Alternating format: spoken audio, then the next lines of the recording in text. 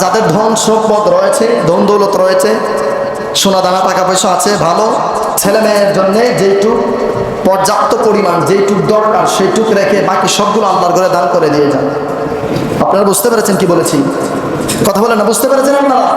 আমার কথা বুঝেন তো?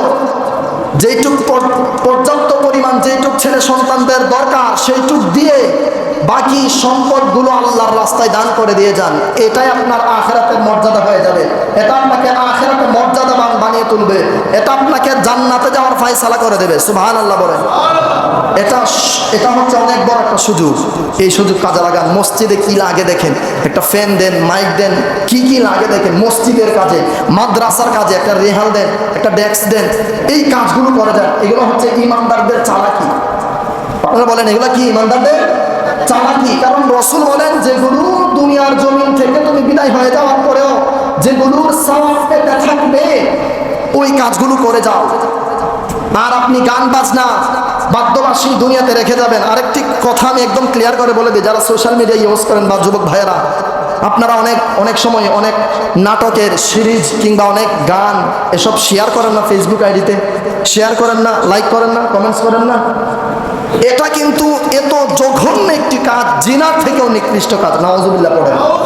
আপনারা বলবেন কিভাবে জিনার থেকে নিকৃষ্ট কাজ? ভাই আমার, জিনাকারী ইন্তেকালের আগে অনেক কান্নাকাটি করতে পারে, কিংবা এখন অনেক কান্নাকাটি করে ক্ষমা পেয়ে যেতে পারে, কিন্তু আপনি একটি ভিডিও, একটি নর্তকী, একটি গান শেয়ার করেছেন, আপনি হঠাৎ করে ইন্তেকাল করলেন, আপনার ফেসবুক আইডিতে, আপনার পেজে, আপনার টিকটকে, আপনার ইউটিউবে, আপনার সোশ্যাল মিডিয়া, ইনস্টাগ্রামে, সব জায়গায় এটি থেকে গেল।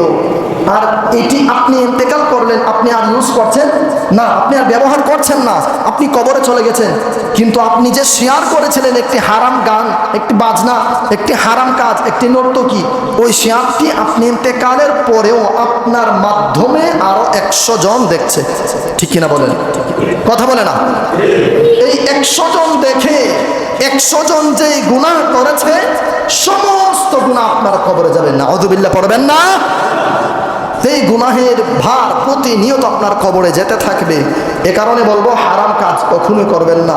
খারাপ কাজ, এইসব কাজগুলো, বিশেষ করে এই ধরনের যত কাজ আছে যে আপনি ইন্তেকালের পরেও দুনিয়াতে থাকতে পারে, এই ধরনের কোনো কাজ করবেন না। রব্বুল ইজ্জত আমাদেরকে সেই তৌফিক দান করুন যেন আমরা আল্লাহ রব্বুল ইজ্জতের নৈকট্য হাসিল করতে পারি। নর্তকী দুনিয়ার এই ফিতনা ফাসাদের জামানায়, অশ্লীলতার এই জামানায় আল্লাহ আমাদের ঈমান ও আমলকে হেফাজত করুক। আমরা সকলে পড়ে আল্লাহুম্মা আমিন।